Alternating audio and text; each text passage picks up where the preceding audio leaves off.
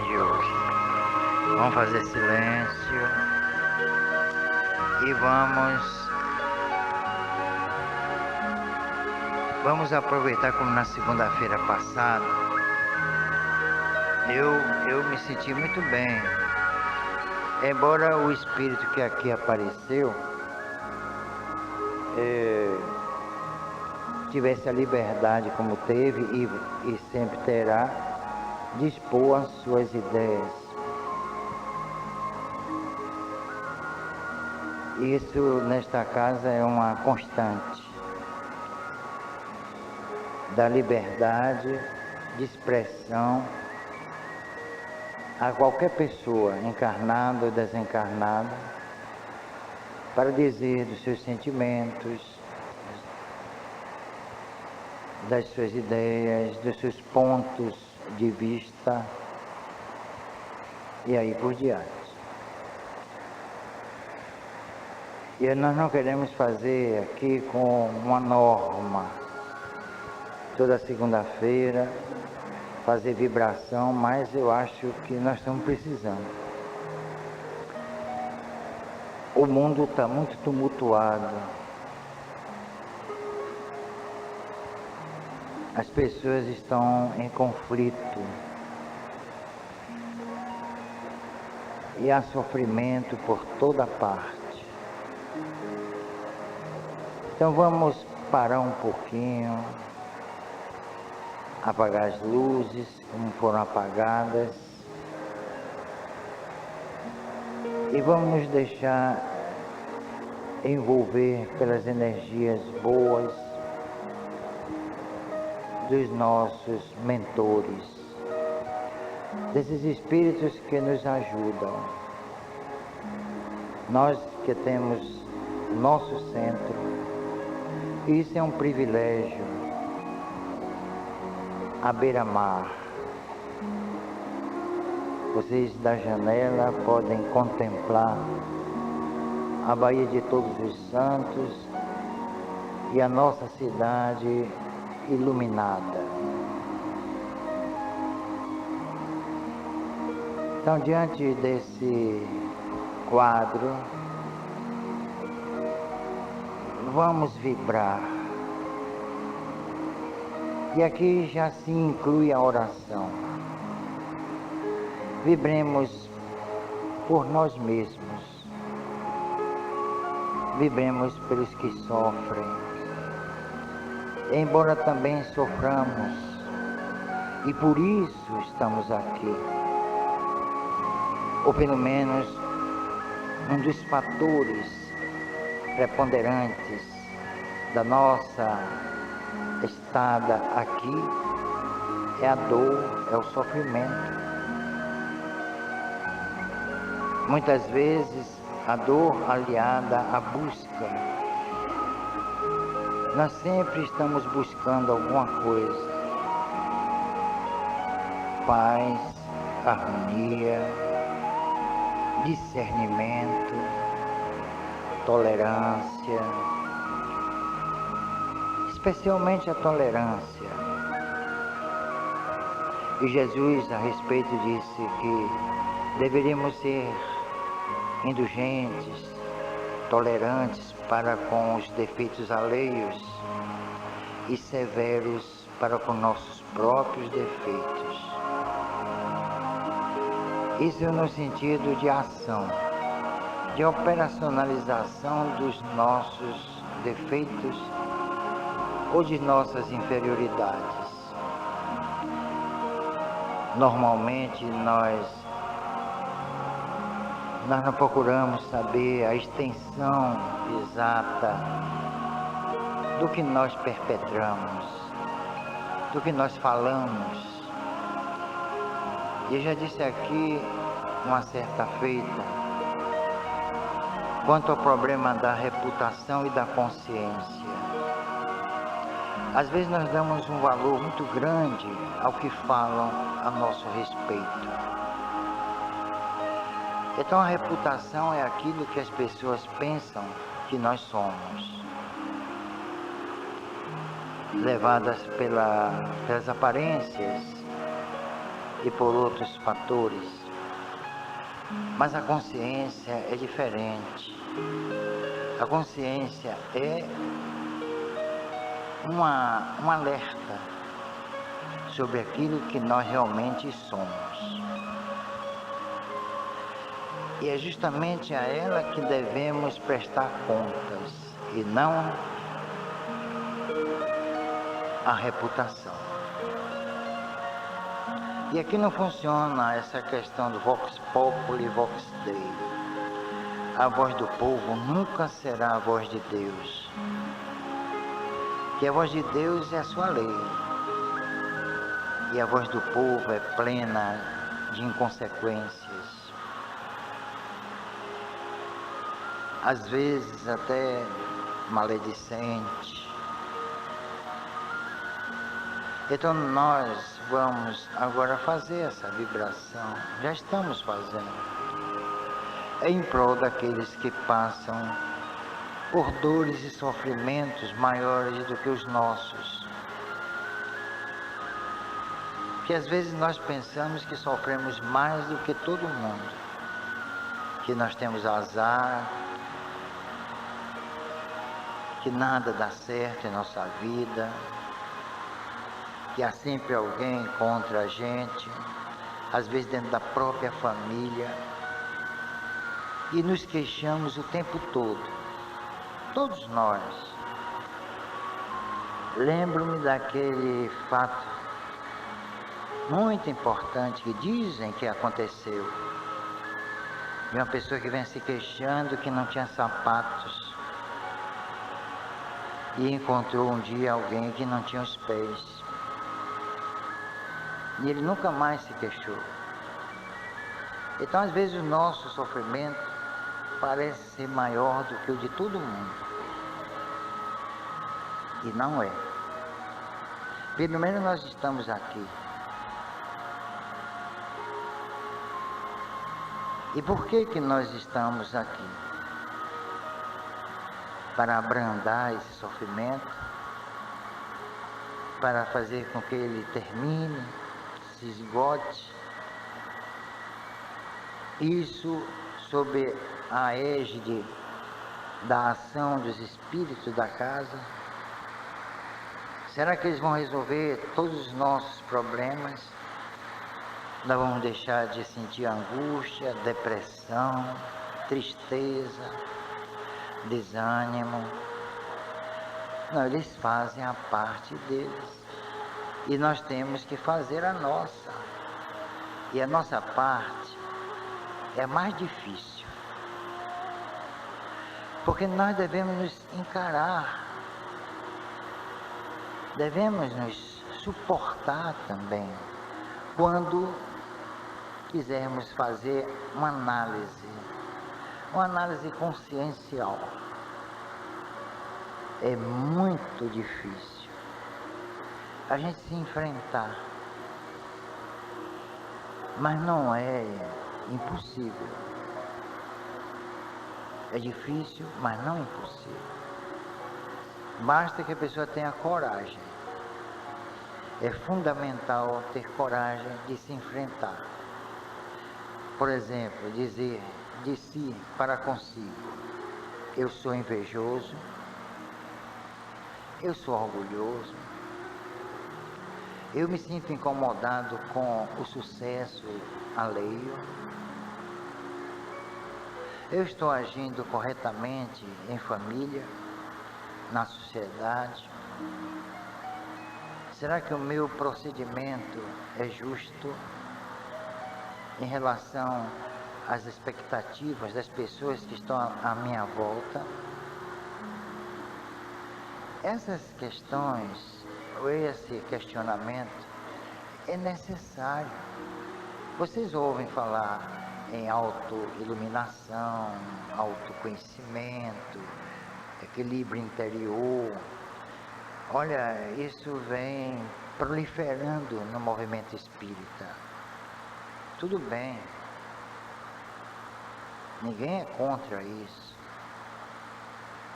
Mas será que nós vamos chegar à autoiluminação? Vamos chegar a um equilíbrio interior? Será que nós vamos desfrutar disso no mundo feito de conflitos? Nesse mundo de escarcéus, como dizia Castro Alves?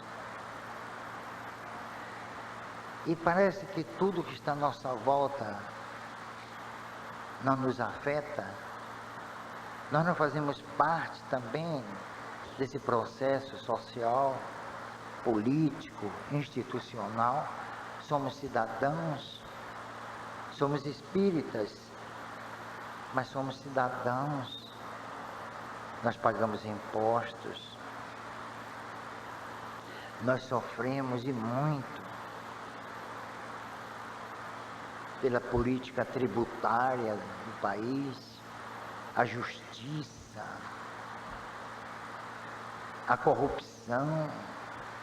Eu acho que tudo isso nos afeta como cidadãos e como espíritas, ou melhor, como cidadãos e como espíritos.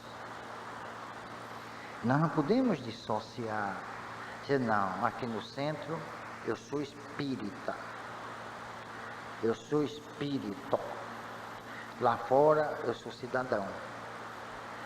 Nós temos que admitir que há uma interação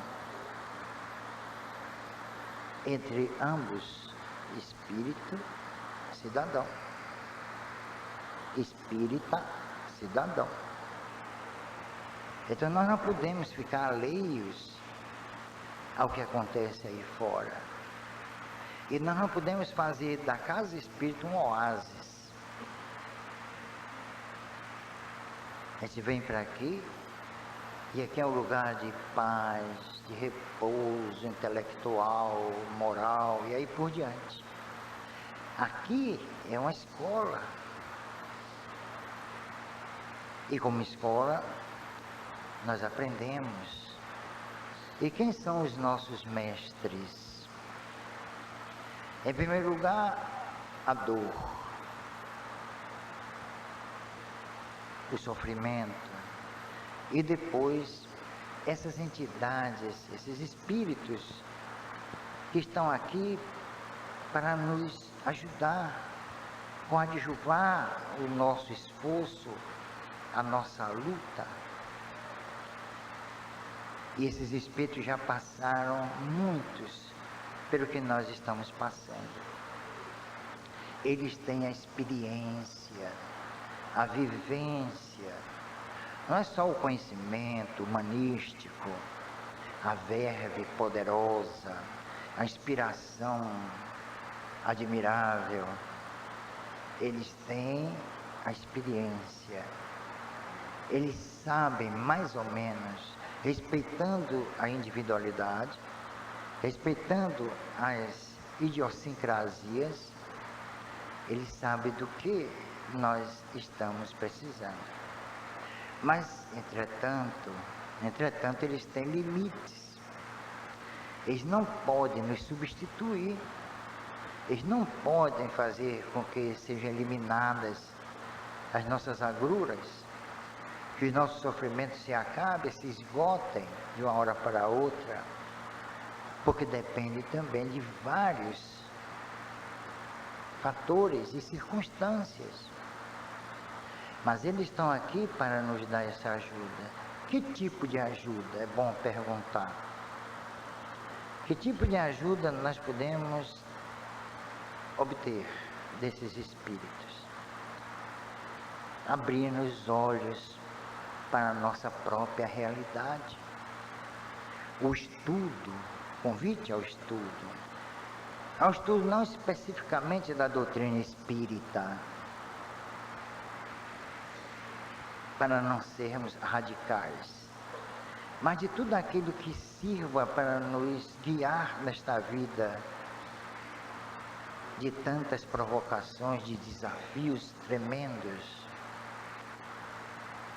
Podem também nos ajudar intuindo-nos. No Evangelho segundo o Espiritismo, há uma passagem interessante contada por Kardec.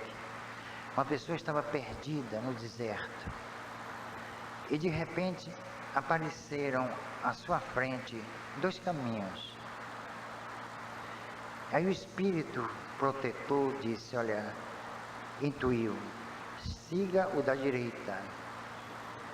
E ele seguiu o da direita e encontrou um oásis, água e alimentos, frutos.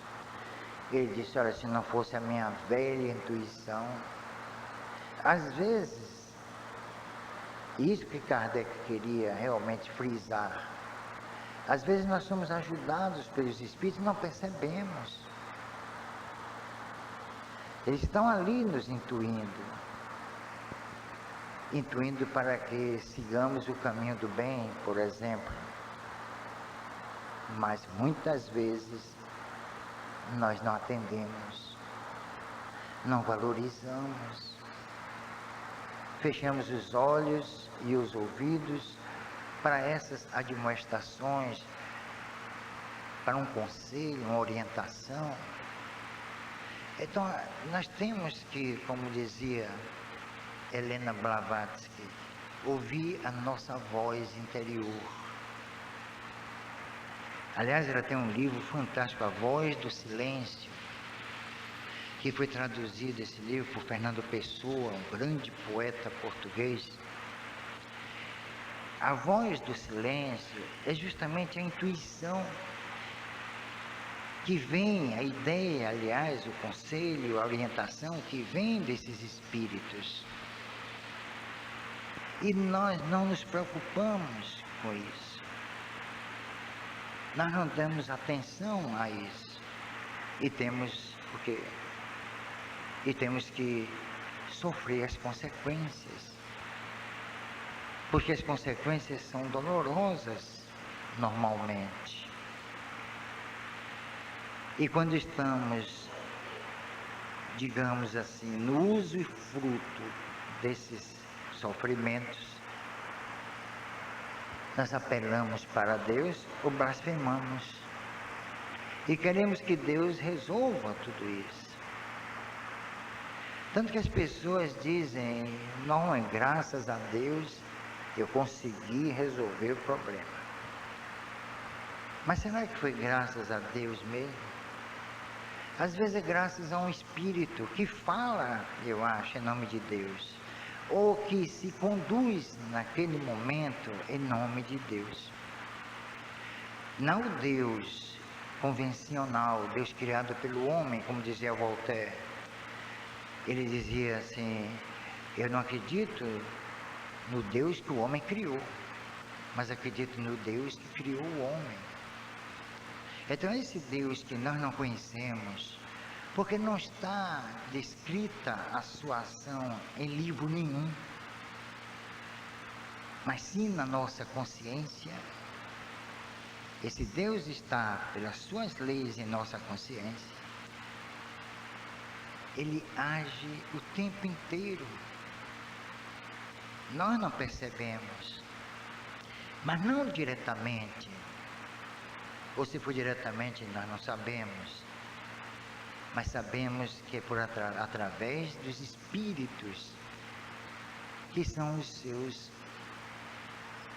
arautos, ou seus representantes, ou seus cônsules, que estão aqui convivendo na nossa dimensão, tentando levar-nos à consecução de objetivos sadios, que possam servir para o nosso engrandecimento.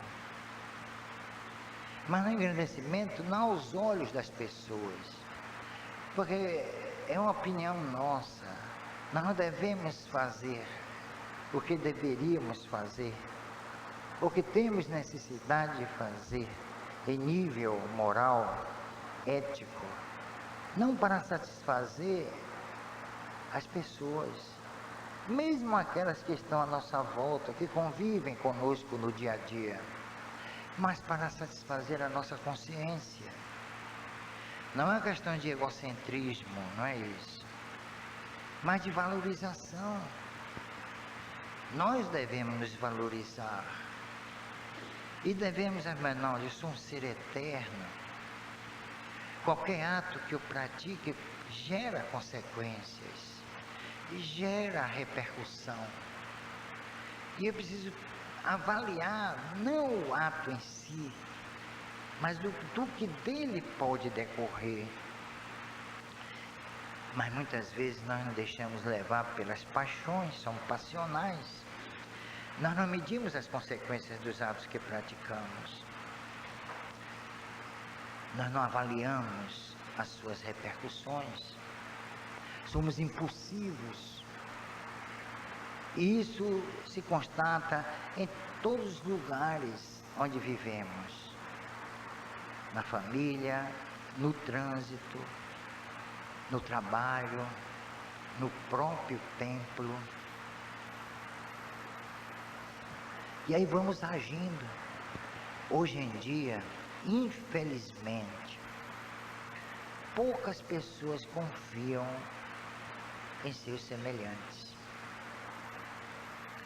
Porque tudo que nós falamos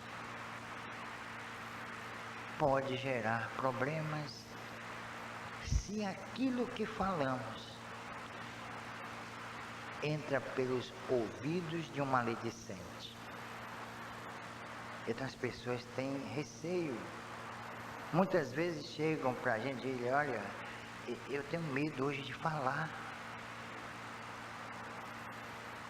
Eu fico com medo de falar em público, de falar assim numa livraria, no trabalho, em casa, porque as pessoas deturpam tudo, passam adiante.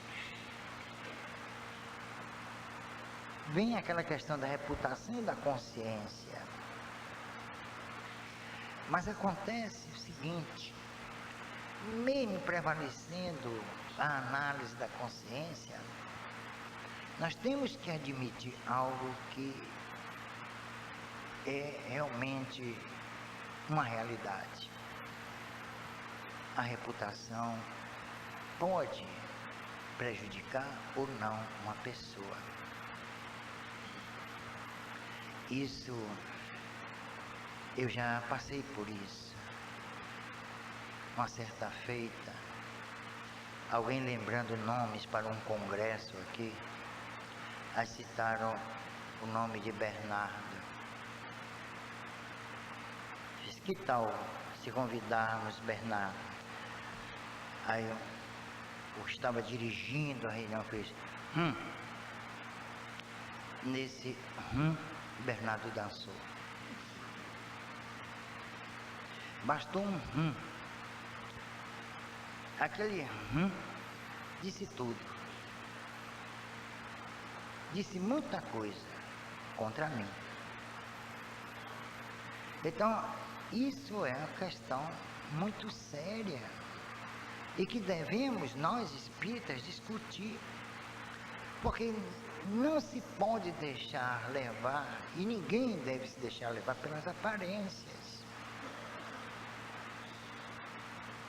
Mas aí é que está o grande problema.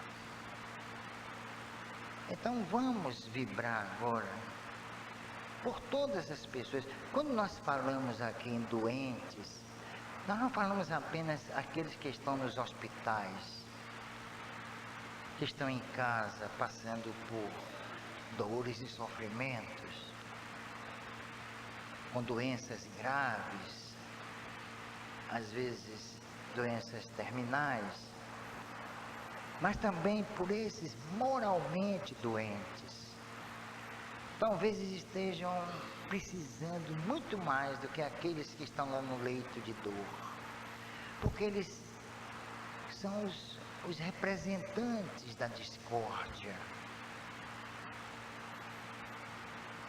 do desequilíbrio emocional, do desespero. Quantas pessoas nós já apelaram para o suicídio por causa da intriga, da maledicência? Uma certa feita, uma pessoa, por sinal espírita, um homem, ali na rua Chile, esse caso é verdadeiro,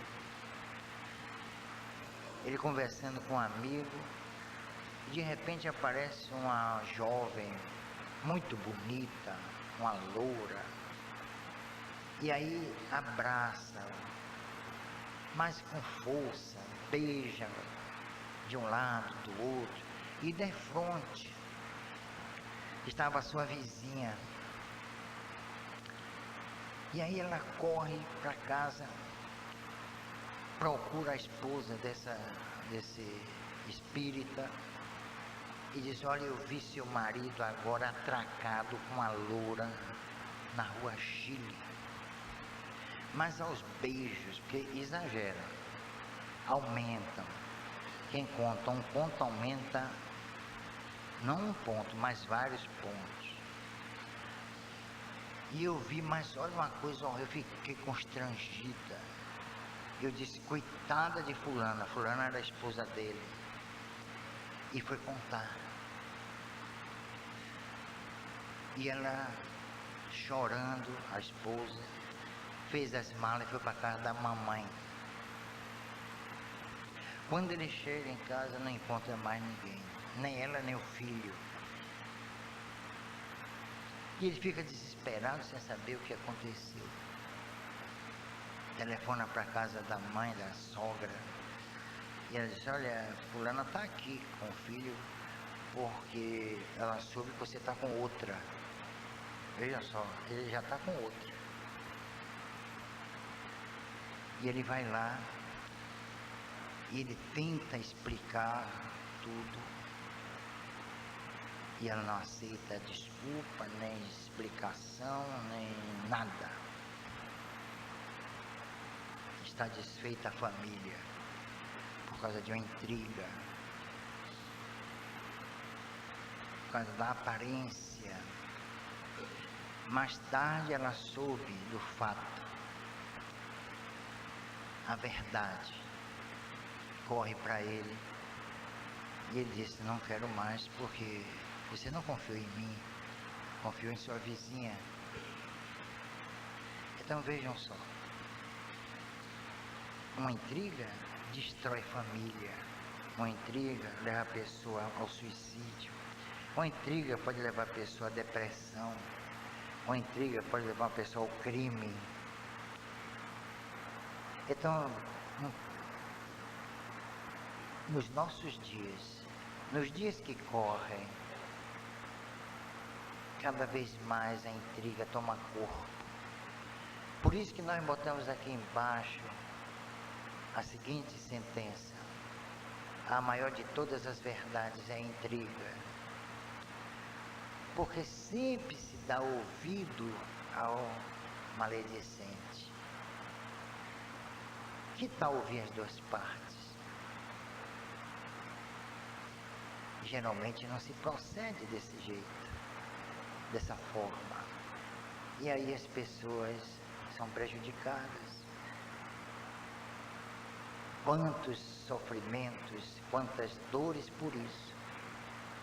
Então vibremos por essas pessoas doentes, essas pessoas que gostam de desgraçar com a reputação dos outros, que gostam de desfazer famílias e levar outras ao suicídio, ao desespero. Esses são os verdadeiros doentes, os doentes da alma. Esses precisam realmente de ajuda, mas não uma ajuda como nós concebemos, de fazer com que se desculpe ou se perdoe o que ele faz, mas chamar a atenção, admoestar essa pessoa e fazer com que ela pare, porque é uma espécie de, está havendo uma espécie de epidemia. É uma questão crucial. Muitas pessoas chegam a nós justamente por isso. Nós sofremos muito por isso. Eu particularmente já sofri muito por causa de intriga, de fofoca, de telefonemas capciosos, terríveis. Então nós estamos chamando a atenção de vocês para isso, para esse tipo de doentes. São doentes e que precisam de um tratamento sério. E o tratamento é chamar a atenção, reclamar. Jesus fez assim. Jesus usou de muita verdade quando disse para os sacerdotes, raça de víboras hipócritas. Ele estava também combatendo a maledicência, a disfarçatez, o fingimento, a hipocrisia. E ele combate a hipocrisia o tempo todo, inclusive e principalmente em suas parábolas. Ele não foi assim o mensageiro da paz, o amor personificado. Muito pelo foi um libelo.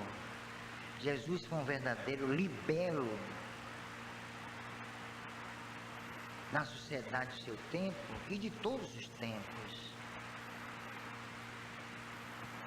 Ele diz assim, vis a vis, cara a cara, para os seus discípulos: um de vocês vai me trair. Antes da traição de Judas, ele disse isso. Ele estava então considerando todos os apóstolos como traidores. Qualquer um podia trair Jesus. E foi justamente isso que aconteceu, através da perfídia, da disfarçatez, da ambição, da cobiça, que são infelizmente ainda os sentimentos que movem o mundo moral. A ambição, a cobiça, a intriga, a maledicência, tudo isso ainda move o nosso mundo. Nós queremos nos descartar e não conseguimos. Por isso que nós não acreditamos nessa história de a pessoa de uma hora para outra se tornar iluminada. Ainda bem que é iluminada e não luminosa. E de uma hora para outra a pessoa se equilibrar interiormente. Nós não acreditamos nisso, porque o nosso crescimento moral, a ordem divina e o livre-arbítrio. O que é a ordem divina? Como interpretá-la? Há algum preceito ditado por Deus quanto à nossa conduta moral? Se há, onde nós podemos encontrar? No Velho Testamento, no Novo, no Livro dos Espíritos, no Alcorão, nos livros sagrados dos hindus, no Esvéstia, em Zoroastro, em Lao Tse, onde podemos encontrar a moral divina para que sigamos? Nós não vamos encontrar em lugar nenhum, que a moral que prevalece é a humana, é a que nós instituímos de acordo com as nossas culturas díspares. E aí vem uma questão filosófica de uma profundidade fora do comum. Será que a moral que nós instituímos serve realmente para que atinjamos a verdade cósmica, a realidade transcendente, no que diz respeito à imortalidade da alma?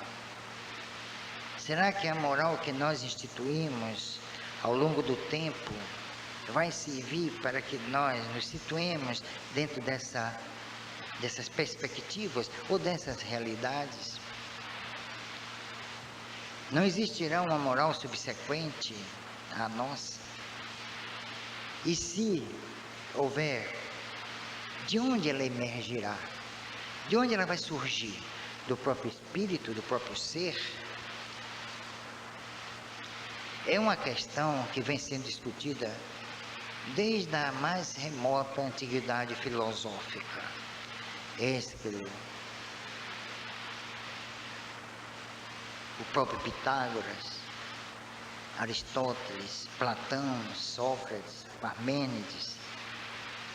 São inúmeros os grandes pensadores que tentaram encontrar uma resposta ou uma conciliação entre a ordem divina e a moral humana.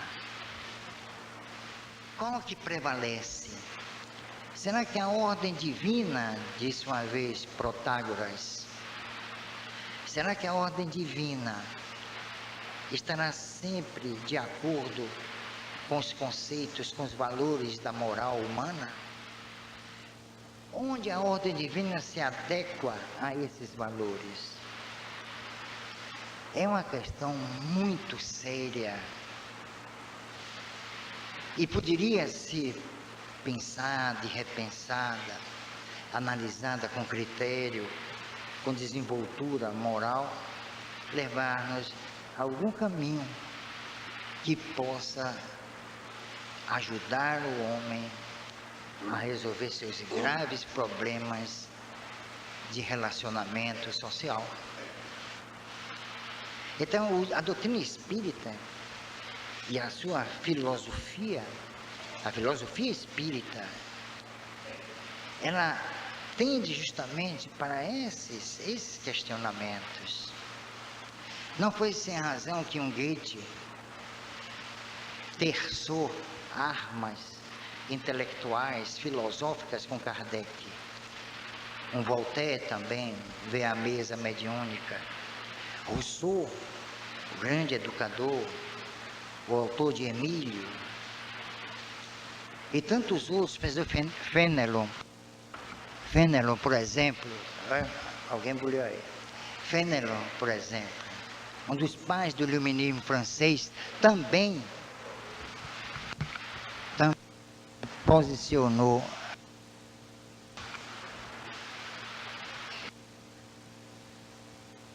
da ordem divina e a moral humana. Daí as religiões, e aí é o ponto crucial, as religiões hoje, atualmente, você, até redundante, se encontrarem num beco sem saída, porque não conseguiram resolver essa questão da ordem divina e a moral humana. Elas se fundamentam na moral humana e não na ordem divina. E por quê? Que a ordem divina ainda não é conhecida objetivamente da humanidade. Quando os espíritos disseram a Kardec que a lei de Deus está na consciência dos homens, foi uma das coisas mais notáveis. É aí que a doutrina espírita se sobreleva a qualquer tipo de doutrina. Isso não vai aí uma questão radical. Por quê? Por que ele atinge esse patamar? Porque a lei de Deus está inscrita na nossa consciência. Vejam só que coisa maravilhosa. Todos os nossos atos objetivos ou conscienciais serão capitulados por essa lei. Por que os espíritos não disseram na subconsciência do homem ou na inconsciência do homem? Porque a inconsciência é o repositório dos atos perpetrados. A inconsciência é o repositório dos atos perpetrados. É o armazém, é o depósito. E a vida é o resultado dos atos conscientes. Então, atendeu-se aí a dois aspectos. Atenderam-se então a dois aspectos.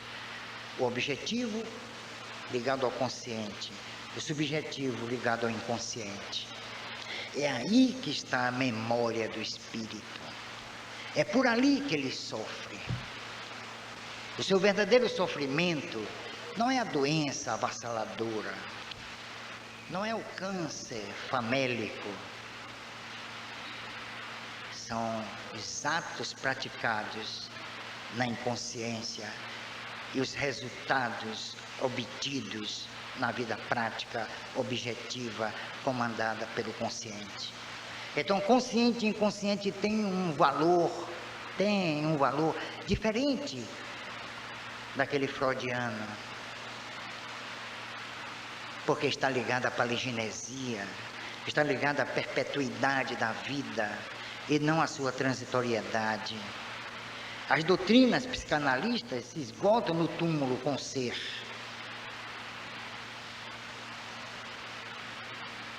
A filosofia espírita e a psicologia espírita não se esgotam com o ser no túmulo, porque faz parte do contínuo, e o contínuo é a imortalidade.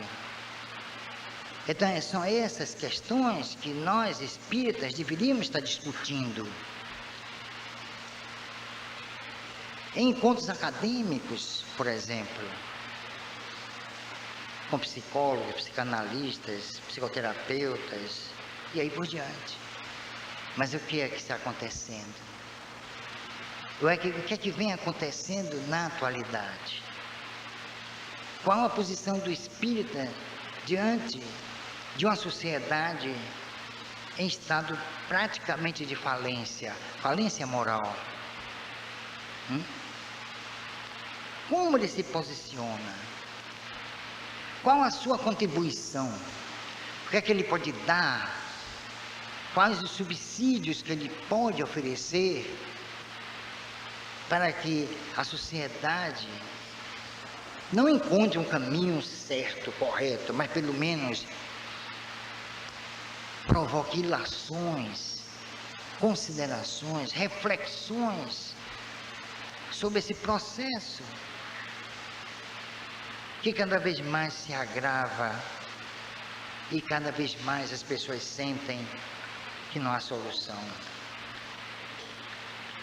Então nós espíritas poderíamos oferecer esses subsídios, fazer essa análise e descobrir Deus não no altar, nem nas mensagens ditadas por espíritos na antiguidade ou na modernidade, mas descobrir Deus em nós mesmos. Não Ele em nós, mas nós e a sua lei. Porque ela está com o homem o tempo todo, vivo ou morto, entre aspas, aqui ou no além, onde quer que estejamos, Deus está conosco pela sua lei. E é essa lei que nós devemos respeitar e não respeitamos. Essa lei que nós deveríamos divulgar e não divulgamos. Então o próprio ser é a grande tábua da lei. Não são os 10 mandamentos. Alguém pode estar pensando.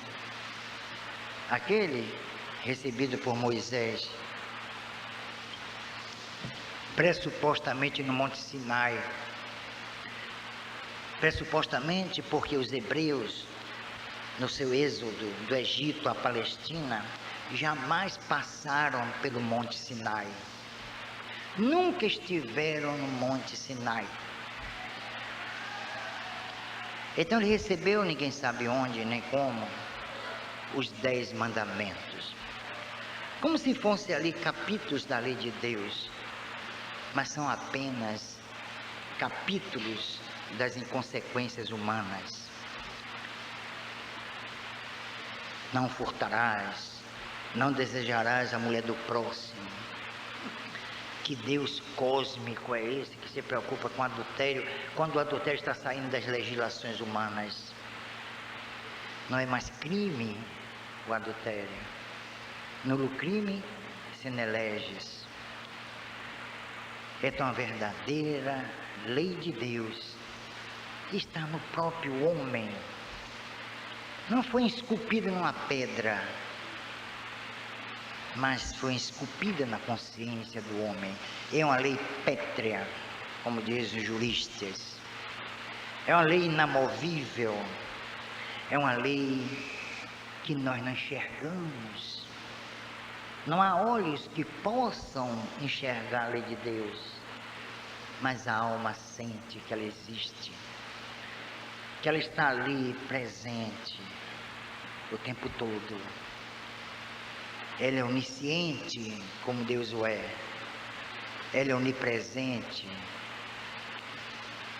Ela sabe, ela conhece o homem, mas o homem não a conhece.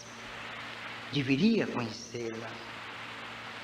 Mas infelizmente as religiões, que são frutos delirantes dos anseios do homem de salvação e de redenção espiritual na sua vida, infelizmente, elas nunca revelaram ao homem que a lei de Deus não está nos livros considerados sagrados, nem nos altares, nem nos templos, mas nele mesmo. Ele é o homem,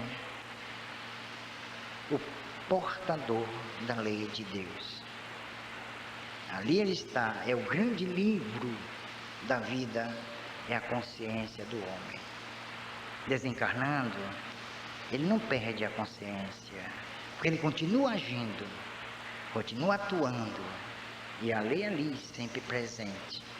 Ele não perde a sua inconsciência, porque ele continua recebendo e armazenando os atos praticados durante a sua trajetória rumo ao que ele chama de desconhecido. Um espírito um dia disse: nós estamos rumo ao desconhecido. Eu lhe permiti dizer a esse espírito: nós não estamos rumo a lugar nenhum. Por isso que Jesus disse, e nós também podemos dizer: eu sou o caminho, a verdade e a vida. Nós somos o caminho, a verdade e a vida. E ninguém irá à lei senão através desse caminho, através dessa verdade e através da vida. E muita paz.